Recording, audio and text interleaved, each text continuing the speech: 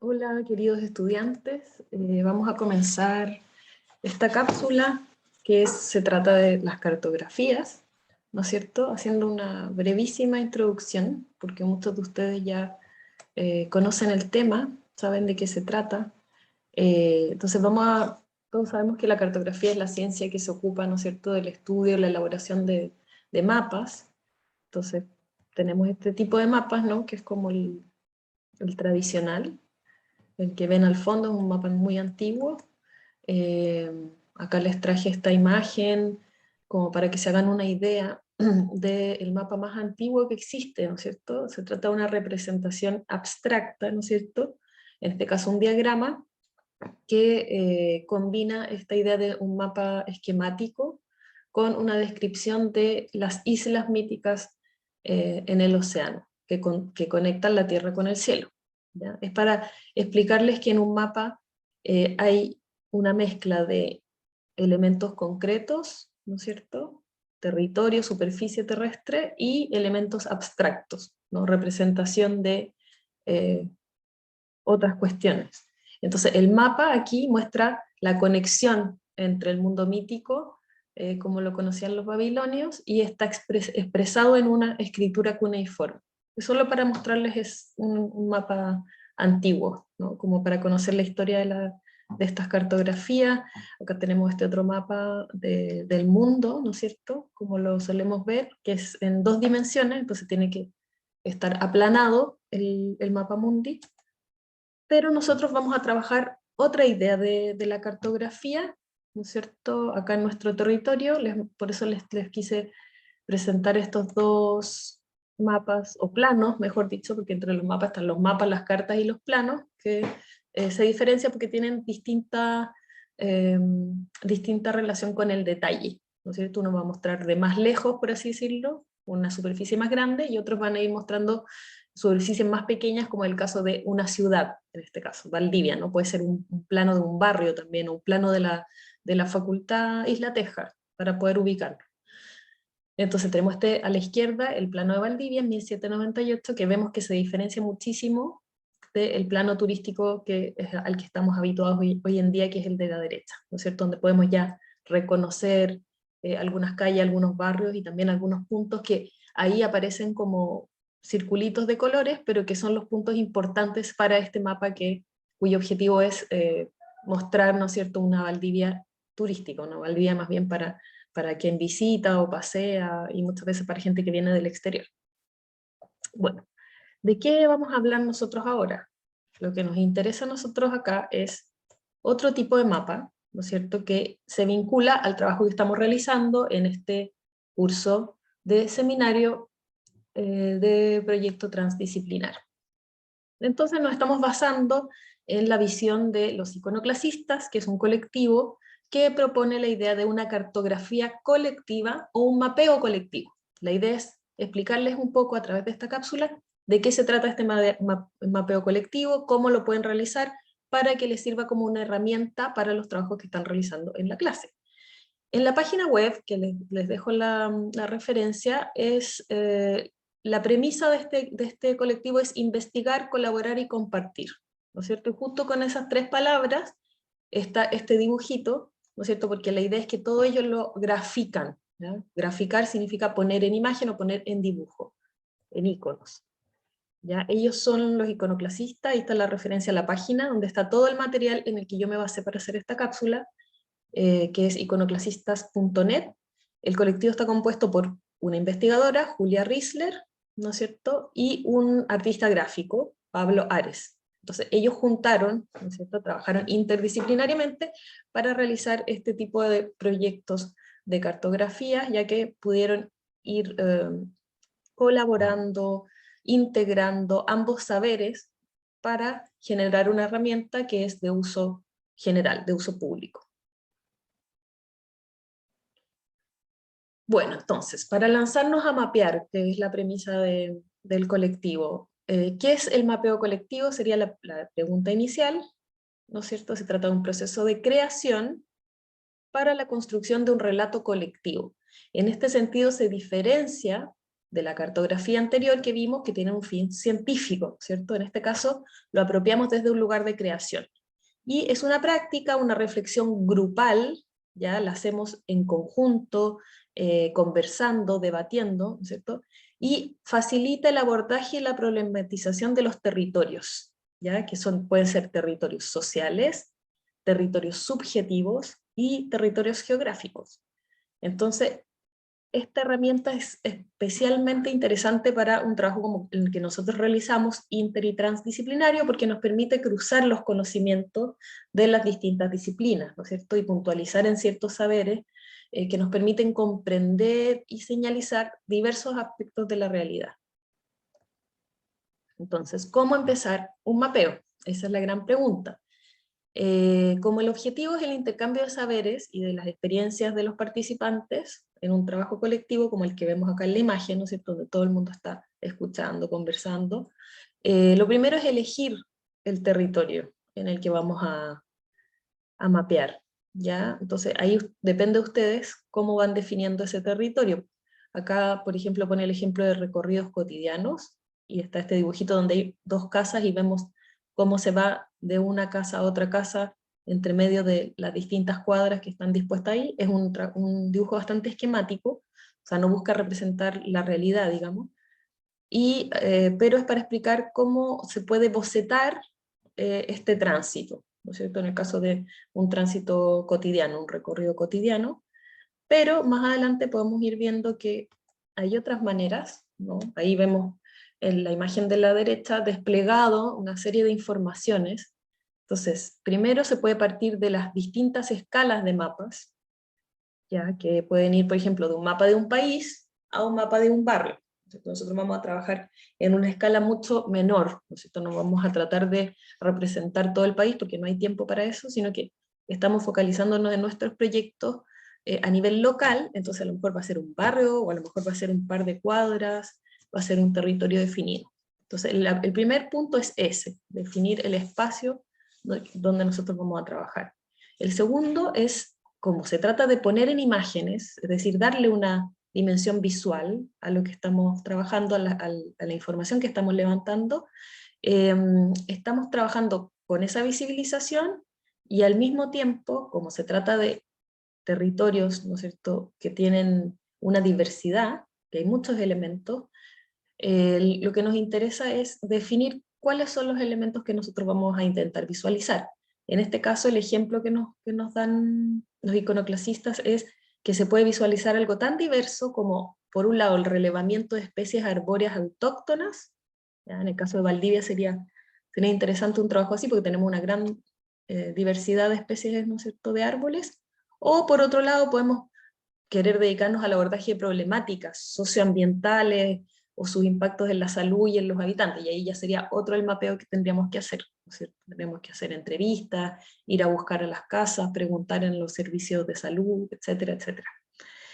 Entonces, la idea es que partamos de un mapa real, ¿no es cierto? Teníamos al principio el plano de Valdivia, podemos partir de ese plano, o de otro que nosotros nos consigamos o establecemos nosotros mismos, y la idea es que ese plano, que sería como la dimensión más concreta, ¿no es cierto?, el territorio real que existe, de mi barrio, de Valdivia, de la calle donde quiero trabajar, y lo vamos a transformar en función de lo que estamos buscando, ¿ya?, de nuestra búsqueda personal. ¿Cómo vamos a realizar esto? Como el mapa es una herramienta para un diagnóstico territorial, ¿ya? Así como cuando vamos al doctor y el doctor nos hace un diagnóstico de nuestra enfermedad, en este caso la idea es hacer un diagnóstico, pero del territorio en el que estamos basados, desde donde estamos mirando, ¿cierto?, de donde estamos creando y trabajando. Entonces, se habla de un espacio horizontal porque, como pueden ver en la imagen, todas las personas están mirando a los ojos, están frente a frente, no hay nadie que esté más arriba ni más abajo. La idea de la horizontalidad es poder abrir una conversación donde lo que tú me vas a entregar a mí es tan importante como lo que yo te voy a entregar a ti. Eso nos permite lo que se llama compartir saberes y tramar solidaridades y afinidades. ¿Cuál sería la diferencia entre el saber y el conocimiento? Por ejemplo, en el caso de alguien que, como nosotros, que está proponiendo una actividad desde la universidad, en este caso se habla de saberes, pero también se habla de conocimiento, y cuando nosotros nos vamos a enfrentar a una comunidad como por ejemplo una comunidad con saberes ancestrales, o con saberes populares, con saberes artesanales, ahí va a haber un roce, ¿no es cierto?, un encuentro, o incluso conflictos al momento de compartir la información. Y la idea es justamente que eso se produzca para que podamos generar nuevos saberes de manera horizontal. Entonces, se realiza en un proceso el trabajo de cartografía comunitaria, ¿no es cierto?, colectiva, en un proceso de articulación con otros, que son los actores que ustedes han ido definiendo en este camino y van a seguir definiendo en la segunda unidad. Esto nos permite generar un pensamiento colectivo. Ya se habla mucho de pensamiento propio, sobre todo en la universidad, pero ¿qué pasa cuando nosotros integramos en nuestro pensamiento a otras personas que están en otro lugar, en otro contexto, y además que pueden tener otras referencias culturales, sociales, etcétera, no religiosas? Entonces, al compartir y al integrar estas dos visiones de mundo, se puede llegar a un pensamiento colectivo, ¿ya? Y este pensamiento colectivo va a potenciar el desarrollo de nuestros proyectos territoriales, obviamente, ¿no es cierto?, porque se van a sumar, ¿ya? Que se integren significa que se van a sumar y se van a potenciar, porque van a poder tener una verdadera mirada comunitaria y transformadora. Ahora, para comenzar tenemos que seleccionar un tema central, que ya lo han hecho todos ustedes en su grupo, ¿no es cierto? Ya tenemos un tema que hemos ido poco a poco desarrollando, pero ahora vamos a ir observando o extrayendo cuáles son sus categorías, para poder transformar esas categorías en iconos. Los iconos son estos dibujitos que existen acá en la imagen a mano derecha. ¿Ya? Entonces, una vez que escribimos el tema, ¿no es cierto?, en el centro de esta imagen, o sea, de una hoja, en las patitas que emergen alrededor del círculo vamos a ir identificando las categorías, ¿ya? Ellas tenemos que poder verlas en el mapa, tienen que ser muy claros, estos dibujos son, como se dice, esquemáticos, no es tan importante que sean tan artísticos o detallados, sino que tiene que quedar muy clara cuál es la información que están expresando. Por eso tenemos los básicos, donde nosotros vemos una mujer, un auto, una casa, un árbol, un hombre, ¿no? Así pareciera ser. Y en los iconos calificativos, en cambio, hay que interpretar. La calavera no es solamente una calavera, sino que representa la muerte, el altoparlante, perdón, este icono que sirve para alzar la voz, ¿cómo se llama? Altavoz, perdón, representa a lo mejor el ruido, o a lo mejor una marcha, la mano empuñada, la lucha, el corazón, el amor, etc. ¿No es cierto? Entonces esos iconos se les llama calificativos. Y luego en el diagrama se van combinando ambos iconos, ¿no es cierto? Lo ideal entonces es que comenzamos con poquitas categorías para ir organizando la información, y de a poco podemos ir sumando cada vez más. A cada una entonces se le asigna este icono, que es simple, fácil de reconocer, y que nos permitirá ir trabajando en grupo. Bueno, antes de comenzar a trabajar sobre el mapa, es importante tener, como pongo ahí, una buena cantidad de los iconos ya dibujados y fotocopiados. Entonces ustedes pueden ir pegando en el mapa los iconos que ya seleccionaron. Ahí ya tienen como más organizado el mapa con el título, el icono y las distintas zonas. Es recomendable reservar siempre un espacio para armar un cuadro de referencias que explicite el significado de cada imagen. O sea, así como está la imagen puesta en el mapa, también en un extremo se debería explicar para aquellos que no participaron en la actividad y que no necesariamente van a entender aquellos iconos.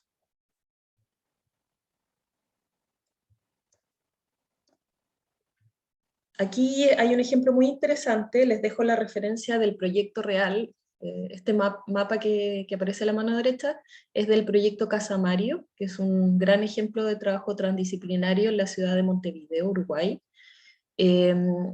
¿Y cómo señalizamos en un mapa? ¿No? Como se trata de un relato, el mapa cuenta una historia, tiene un objetivo, un fin específico, y tiene una imagen, ¿no es cierto? Pues es un relato gráfico, no es un relato escrito. Es muy potente como herramienta porque nos permite ver el territorio, ¿ya? Y ver las problemáticas expresadas en ese territorio.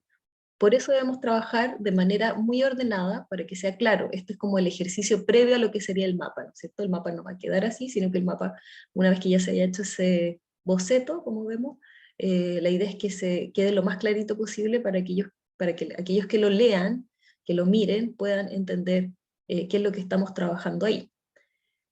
Entonces, necesitamos colocar los renglones, ¿no es cierto?, a los costados del mapa para poder respetar la escritura de izquierda a derecha y de arriba a abajo. O sea, igual hay una lectura en el sentido clásico en un mapa. Al finalizar el mapeo, la idea, ¿no es cierto?, es que podamos compartir la información, el resultado. La experiencia del mapeo también sirve para conocer, para generar comunidad, ¿ya? Para fortalecer el tejido social. Los mapas se pueden colocar en el piso, los podemos colgar en la pared. Lo importante es que todos los podamos ver y podamos entender y comprender cuáles son las visiones que están expresadas ahí. Después, la idea es que exista un espacio de preguntas, de comentarios, que exista un debate, pues probablemente va a haber matices entre las distintas percepciones del territorio de las personas que lo habitan. Es importante entonces el rol de quienes estemos coordinando al momento del intercambio, porque para facilitar la participación, y a veces si hay gente que es más tímida o otra gente que toma mucho la palabra, ir tratando de regular eso para que la palabra circule, ¿no es cierto?, todos tengan un momento de expresarse y puedan verse también algunas diferencias o conflictos entre las distintas visiones. Esta herramienta es muy rica porque es posible de llevar a cabo en distintos contextos sociales, escolares, académicos, con la comunidad en general. Por eso yo les elegí esos iconos, ¿no es cierto?, que son como de la costura, porque entre todos podemos ir como armando este tejido y podemos ir fortaleciendo los proyectos y transformando nuestra ciudad, el paisaje que nos rodea. Entonces, entre las pistas que se ofrecen con este mapeo colectivo está organizar los mapas, ¿no es cierto? Una vez que tengamos, por ejemplo, todos nuestros mapas, podríamos realizar una exposición colectiva, que en general puede ser interactiva, quiere decir que no solo se muestran, las podemos mostrar en escuelas, las podemos mostrar en un espacio público, pero además nos permite tener retroalimentación, o sea, comentarios de la comunidad acerca de ese trabajo. Después, se puede sistematizar visualmente la información en una cartilla gráfica que comunique los resultados e invite a participar a otras instituciones, escuelas, a otros miembros de la comunidad. Y se puede planear también nuevos mapeos para ir instalando esta práctica, ¿no es cierto?, con vecinos, con gente de la escuela, de la universidad, con otras comunidades, para ir desarrollando cada vez más el ámbito del mapeo colectivo, los encuentros y las formas de colaborar y participar territorialmente. Muchas gracias, espero que les haya servido, y cualquier pregunta que tengan sobre este tema, estoy disponible en mi mail, javiera.medina@watts.cl, y en mi oficina en la Facultad de Ciencias Forestales y Conservación, así como sus profesores de los distintos paralelos. Muchas gracias.